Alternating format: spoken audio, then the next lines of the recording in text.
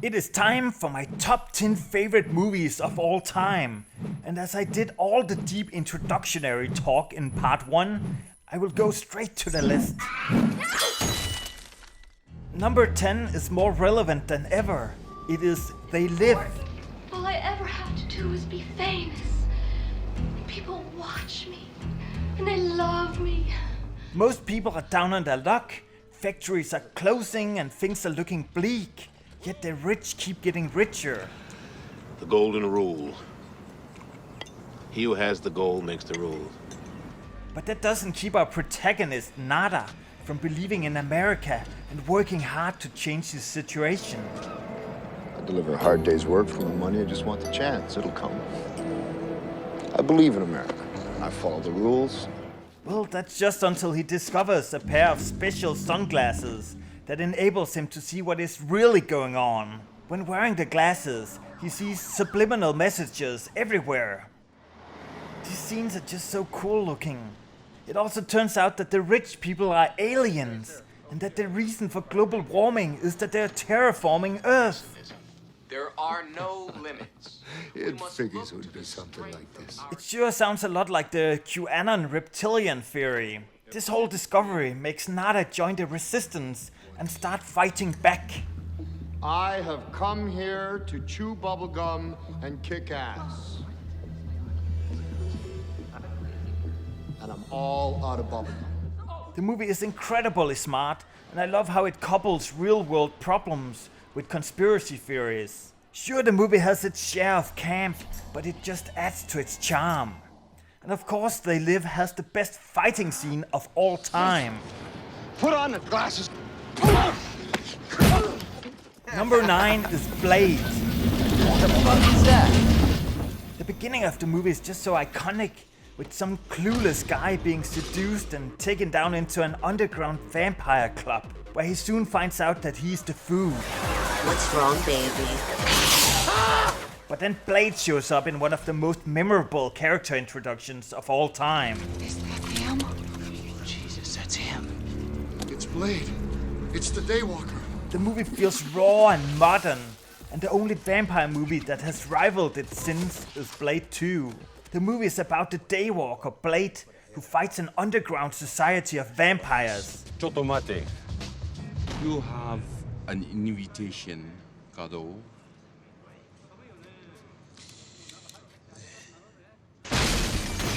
Within that society, the established vampire order is furthermore being challenged by the rebellious Deacon Frost, who thinks that vampires shouldn't be living in the shadows, but should rather rule the human race. Look at them. They're cattle. Pieces of meat. What difference does it make how their world ends?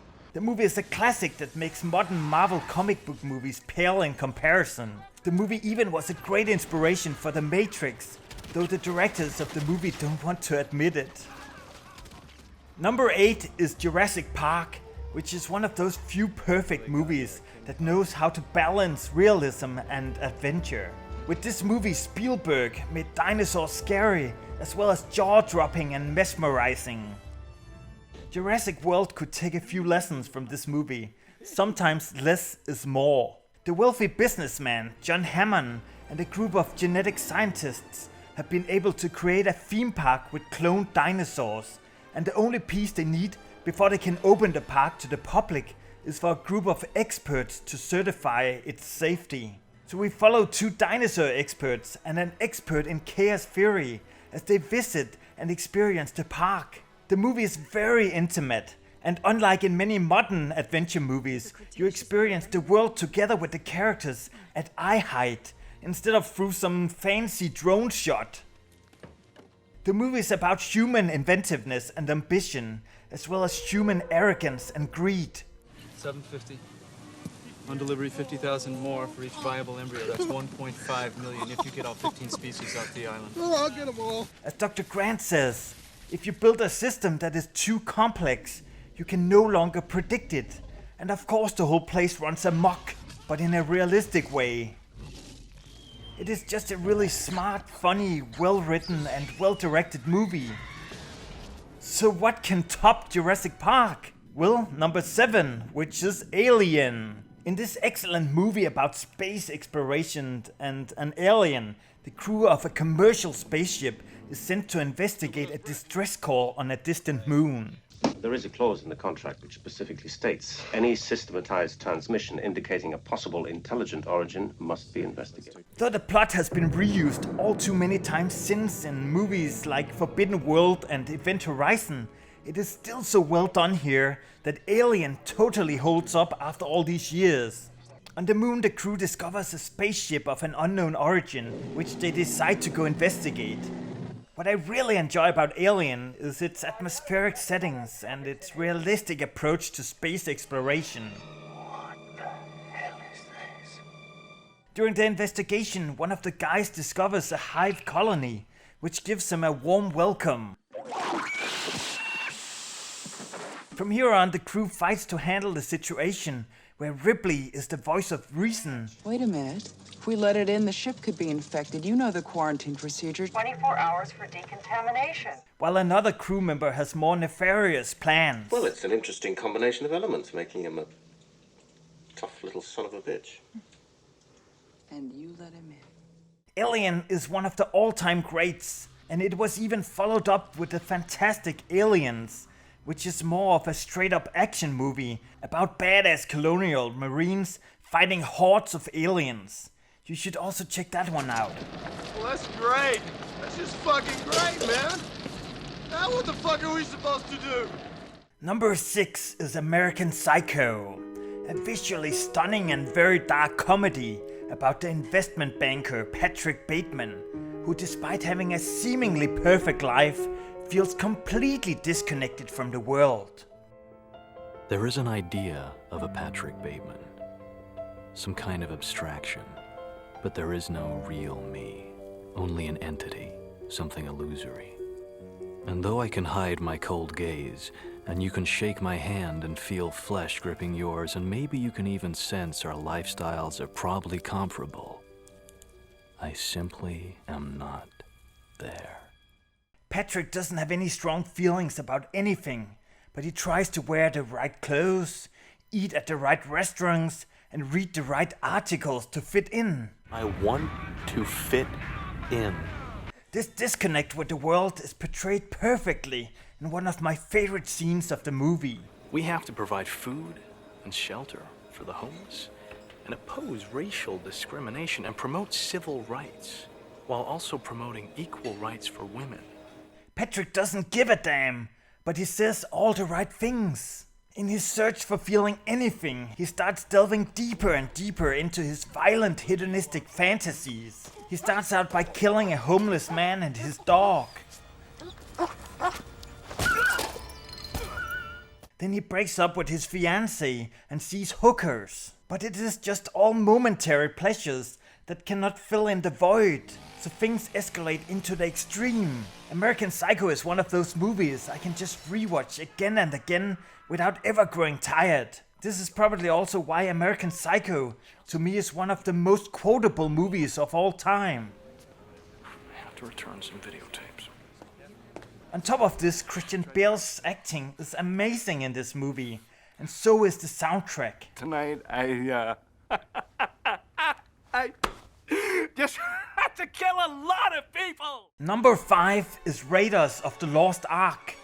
It is an adventure movie from back when the world still had a sense of wonder, and where the experience and knowledge of a professor was not yet outmatched by smartphones. Dr. Jones, again we see there is nothing you can possess which I cannot take away. We follow Dr. Jones as he makes his way through ancient temples, retrieving rare artifacts. The movie has some of the most iconic scenes of all time, and no matter what generation you're from, you will know this scene.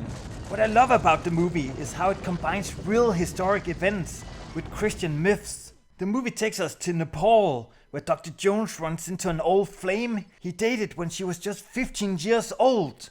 Not exactly Me Too friendly. Next it takes us to Egypt, where our professor meets hospitable and not so hospitable Arabs. In his pursuit to retrieve the Lost Ark, Indiana Jones gets in fights with both the French and the Nazis. The movie is exciting and timeless, just like its score by John Williams. Number 4 is Lost in Translation, which is one of those artsy, plotless movies, but it is just so damn great at capturing that feeling of being lost in the mundanities of life, all while searching for one's purpose. Did you ever wonder what your purpose in life is? This book is about finding your soul's purpose or destiny. The faded movie star Bob Harris is in Tokyo to film a commercial for a whiskey. For relaxing times, make it Centauri time. While the neglected Yale graduate Charlotte is there with her unattentive husband. They both feel lost, and Bob Harris can't even understand his own movies there.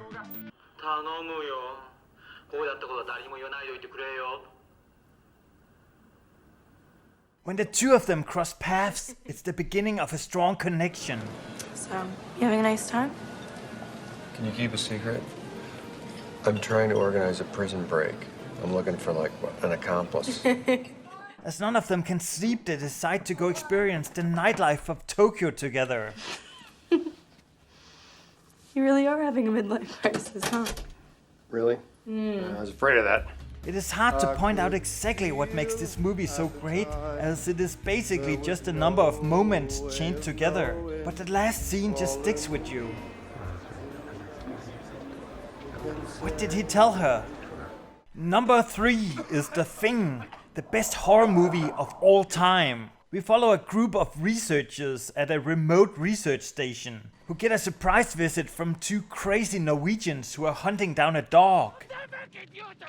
The Norwegians are taken down in a shootout, and the dog is taken in. It is, however, not an ordinary dog, but an imitation. It slowly replaces the researchers one by one, and paranoia starts to spread. Somebody in this camp ain't what he appears to be. Right now, that may be 1 or 2 of us. By spring, it could be all of us. Who can be trusted? The movie is believable and smart, and it is incredible that the movie was shot on location. Also, it has the most amazing practical effects of any movie ever. The director John Carpenter is truly one of the greatest auteurs of all time. Number 2 is Die Hard, the best Christmas movie of all time. You got any Christmas music? This is Christmas music. You all know the story. The New York cop John McClane goes to Los Angeles to visit his wife, who now has a successful career at the Japanese Nakatomi Corporation. I didn't realize they celebrated Christmas in Japan. They were flexible. Pearl Harbor didn't work out, so we got you with tape decks. When John meets up with Holly at the Nakatomi headquarters for a Christmas party, their relationship is kind of tense. I missed you.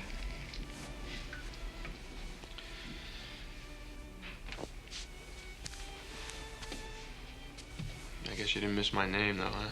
But before they get to talk, the party is crashed by a group of European terrorists. Who said we were terrorists? John is quick on his toes and gets away, and now it's up to him to take down the terrorists and rescue his wife. What I love about the movie is how meticulous and well prepared the terrorists are, and their leader Hans Gruber is probably my favorite bad guy of all time. Nice suit. John Phillips, London. I have 2 myself. John matches him pretty well, and he especially excels at taunting him. Now I have a machine gun. Ho, ho, ho. I probably watched Die Hard more than 20 times, and it keeps being awesome. Oh! Please, God, no, you're one of them, aren't you? You're one of them. As we're almost at the top spot, I will quickly have to mention a few movies that almost made it onto the list. Pixar used to be awesome before they were bought up by the evil Disney Corporation. They used to make amazing movies like Up and Wall-E, but it is the feel-good movie Ratatouille that almost made it onto the list. I also have a strong love for the movie Her, about a guy who falls in love with an operating system. As a Dane, I of course also have a few fantastic Danish movies that almost made the list. And they are Lars von Trier's Melancholia, Susanne Bier's After the Wedding, and Thomas Vinterberg's amazing movie called Jagten. Jeg skal bare lige sige noget til dig.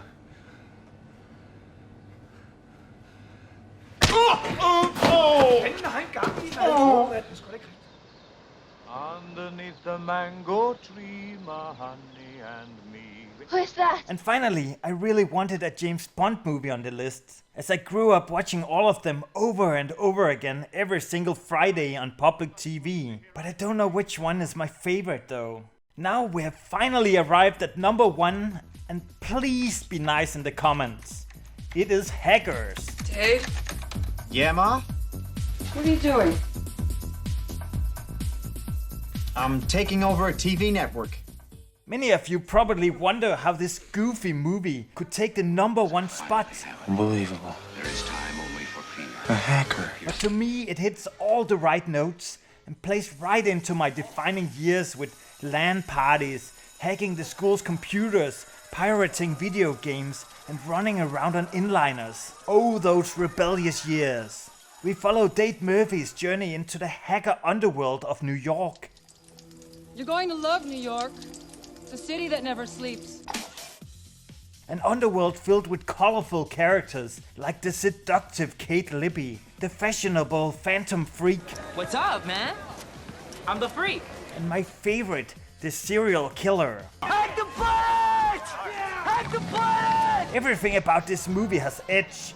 The clothing, the locations. Look at that pooper, man. Spandex, it's a privilege, not a right. And of course the main villain, who blames his crimes on hackers. I have watched this movie more than 30 times, and it never gets old. It is fun, smart, edgy, rewatchable, and quotable. And if you haven't watched it, what are you waiting for? Hack the planet! Yak, yak, yak. Get a job. I'm curious to hear how you guys came up with your top 10 lists. Do you have any guilty pleasures on there that all your friends think are silly? Or are all your favorite movies fine art like Godfather, Pulp Fiction, and 12 Angry Men? I'm also looking forward to getting your feedback on my list. That's all for this video. Thank you for watching, and I will catch you later.